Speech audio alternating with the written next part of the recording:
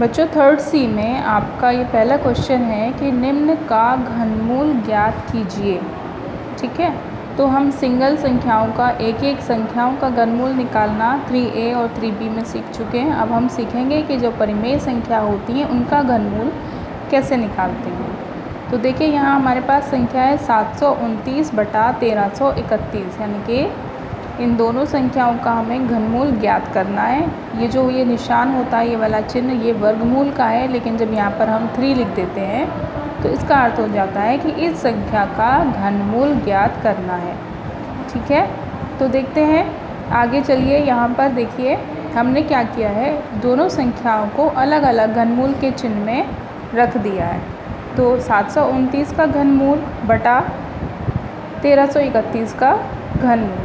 ठीक है, तो यहाँ पे हम अलग अलग संख्याओं का घनमूल निकालेंगे। देखिए 729 लिखेंगे हम और एक लाइन ऐसे और एक ऐसे खींचेंगे, और यहाँ हम इस इकाई के अंक को देखते हैं कि इसमें से ये किस संख्या से भाग जा रहा है। तो हम देखेंगे यहाँ पर 9 है, और इसके अलावा भी दूसरे तरीके होते हैं जिससे कि हम पता लगा लेते हैं कि ये वाला अंक किस संख्या से डिवाइड होगा। ठीक है, तो यहाँ पर ये 3 से डिवाइड होता है, 3 से भाग जाता है। तो जब हम 729 को 3 से भाग देंगे तो आंसर आता है 243।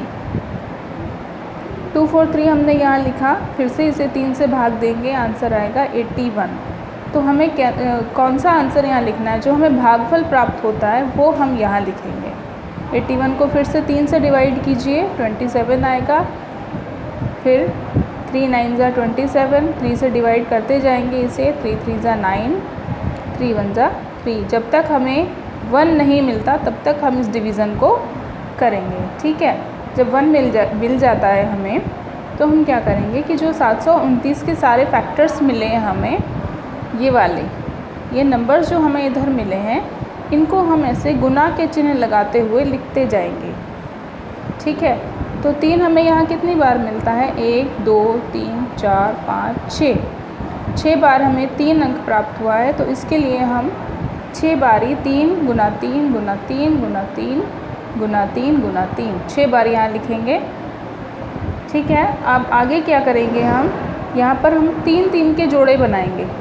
तो एक बार जो 3 आए, 3 के ऊपर एक लाइन खींच ली, और फिर आगे की 3 संख्याओं के ऊपर एक लाइन खींचते हैं। ठीक है, अब क्या करेंगे, अगले स्टेप में हमें इसमें से एक संख्या यहाँ लेनी है और एक इसमें से लेनी है। दोनों में से एक संख्या हम लेंगे।